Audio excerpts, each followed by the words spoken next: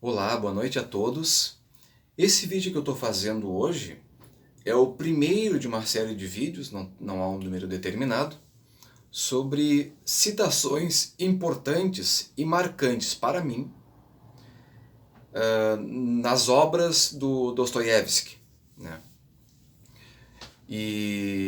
O Dostoiévski tem muita coisa de extremo valor sobre o comportamento humano, né, a psicologia humana, as questões, principalmente as questões existenciais e religiosas, e sobre também os movimentos políticos que na época estavam borbulhando na Rússia e que viriam, talvez ele não imaginasse isso, mas que viriam a espalhar pelo mundo inteiro. Então o Dostoiévski, ele além de ser um espelho da humanidade, da condição humana, ele também acabou se tornando um profeta involuntário, né? Eu não sei se ele pensava realmente que isso pudesse acontecer no futuro e que movimentos revolucionários fossem se espalhar pelo mundo, mas, enfim, ele se tornou meio que um homem que anteviu o século XX e XXI também, né? A primeira citação aqui que eu vou ler e vou comentar é do livro Os Demônios, da editora 34, uma tradução direta do russo, né? E é uma passagem, duas passagens na verdade, nas páginas 640 e 641, né? Onde um dos personagens principais, o Stepan Trofimovich Verkovensky, ele, inclusive o livro começa com ele narrando a vida dele, como é que a pessoa que ele era, com quem que ele vivia. O Stepan Trofimovich, como ele é chamado frequentemente no livro, ele está aqui no leito de morte.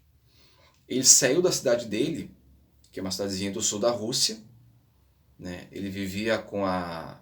Na verdade, ele viveu por muito tempo e depois se mantinha como sustentado pela Varvara Petrovna, né? Que era a matrone, a generala, uma pessoa da aristocracia, ele também era aristocrata. E aqui no leito de morte ele faz uma profissão de fé, certo? Ele diz assim: meus amigos, pronunciou, no caso, Stepan, né? Deus já me é necessário porque é o único ser que se pode amar eternamente. Quer dizer, aquilo que é eterno a gente não pode jogar fora. Aquilo que é eterno vale muito mais do que tudo, né? Porque tudo passa. O que é eterno é aquilo que não passa, né? Então, o que é de valor perene. E depois, pulando um parágrafo, ele continua: minha imortalidade já é necessária, porque Deus não vai querer cometer um engano e apagar inteiramente o fogo do amor que já se acendeu por ele em meu coração. Deus não erra, né? E o que há de mais caro que o amor? O amor está acima do ser. O amor é a coroação do ser. E como é possível que o ser não lhe seja reverente? Ou seja, se o amor é mais do que nós mesmos, como é que a gente não vai adorar um ser que nos deu aquilo que é maior do que nós e que é eterno? E continuando: se eu me tomei de amor por ele e me alegrei com meu amor, seria possível que ele apagasse a mim e a minha alegria e nos transformasse em nada? Se Deus existe, então eu também sou imortal. Esta é a minha profissão de fé.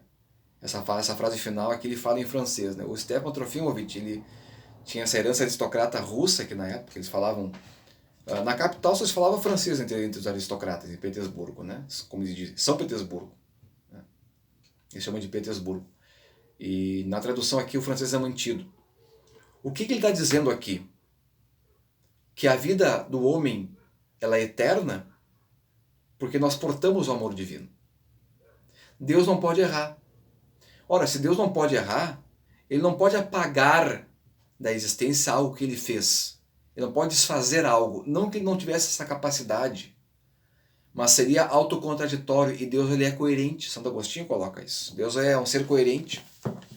Santo Agostinho e São Tomás de Aquino, né? Deus não pode entrar em contradição. Porque se ele entrar em contradição é a mesma coisa dizer que ele não é Deus, portanto que ele erra. E Deus não erra, né? Agora, interessante aqui que esse personagem aqui, ele sempre foi assim um personagem fraco, vazio, oco, um aristocrata que se gabava da sua inteligência, da sua cultura, da sua erudição. Ele nunca trabalhou propriamente, ele foi professor por um tempo, trabalhou como numa escola, mas assim, essa história dele não é narrada em detalhes aqui. Mas ele se vangloriava da sua alta cultura, de sua postura de aristocrata, mas sempre foi um homem fraco e covarde. Sempre. Inclusive o mentor dos revolucionários de Os Demônios, que é o Piotr Stepanovich, o filho dele, tinha uns 20 e tantos, 23, 24 anos, ele é um filho que ele não deu bola por muito tempo, há 10 anos ele estava em São Petersburgo, e o cara não deu bola para ele, quer dizer, e o próprio Piotr, ele faz horrores na cidade, que ele tenta forjar o caos, ele era um niilista, socialista e niilista, né? E do caos que dá início à revolução na Rússia. Ele dizia que fazia parte de uma internacional, né? Engraçado que nesse livro aqui, das quatro mais extensas obras do Dostoiévski, que é Os Demônios, Crime e Castigo, O Idiota e Irmãos Karamazov, esse daqui é o primeiro livro que cita a palavra comunista. Uma ou duas vezes só aparece no livro, assim, acho que 2 vezes só. Mas seja, estava começando a aparecer isso daqui de 1870, na década de 1870. Né? Mas é interessante que o filho acaba sendo um fruto desse homem fraco que não valorizou a própria família e a própria vida, apenas se preocupou com a vaidade dele. E interessante que ele chega aqui no leito de morte um dia antes, ele já era um homem doente, ele sai da cidade finalmente para buscar o mundo, conhecer o mundo, ou seja, na verdade buscar a vida que ele sonhava, tomou coragem para ser quem ele é, ou quem ele gostaria de ser.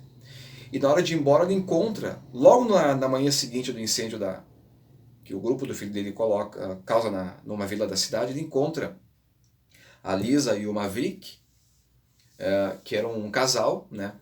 Ele chega para Lisa e diz o seguinte: Lisa, perdoe todos, perdoe tudo, perdoe sempre. Perdoar, perdoar, perdoar. Ele fica repetindo isso para ela e vai embora. Despede do casal. E ele foi um cara que sempre foi indiferente em relação a Deus, relativamente indiferente. Nunca deu bola para a questão de religião, cumpria apenas ia para a liturgia apenas por questão de pose, era um cara de pose apenas, um cara de normas sociais. E esse perdão aí acontece no dia anterior em que dá essa profissão de fé no leito de morte, em que a Varvara Petrovna está junto com ele também.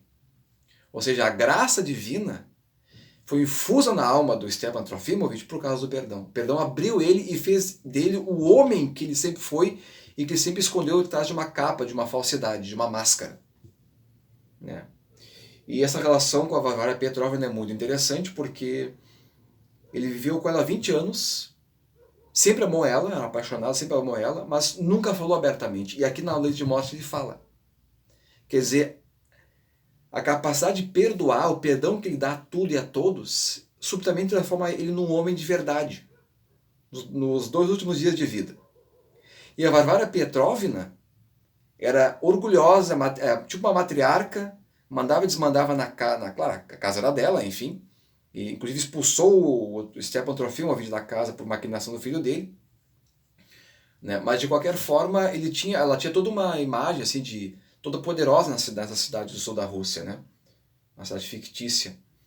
E ela, no orgulho dela, também não admitiu amor por ele. Né? E daqui no final ela acaba admitindo meio que a força. E só as entrelinhas. Homem vil, homem desgraçado, como é que pode agora? Tu tá nessa situação agora. Ou seja, eu te amo, eu te amo, eu te amo, eu não quero que tu morra. Ou seja, a vaidade e a fraqueza do Stepan Trofimovich impediu que ele dissesse para ela que a amava. E essa vaidade e fraqueza só foi quebrada, rompida, pela profissão de fé de perdão que ele faz. E pelo perdão que ele dá para o mundo e para todos, e a profissão de fé que ele faz aqui. Quer dizer, Deus, a graça divina, dá força para ele. E a Varvara Petrovna, no orgulho dela, no salto alto dela, não foi capaz de se rebaixar para admitir também que amava ele. E por 20 anos eles não viveram o amor que podia ter vivido os dois. Porque um era fraco e covarde, a outra era orgulhosa e cheia de si. Os dois eram cheios de si. Então assim, fé e humildade caminham juntos. Não há como separar uma coisa da outra. Deus é muito grande, Deus é eterno. E nós só somos eternos por causa dele. A gente é pequeno. E é isso que nos faz forte.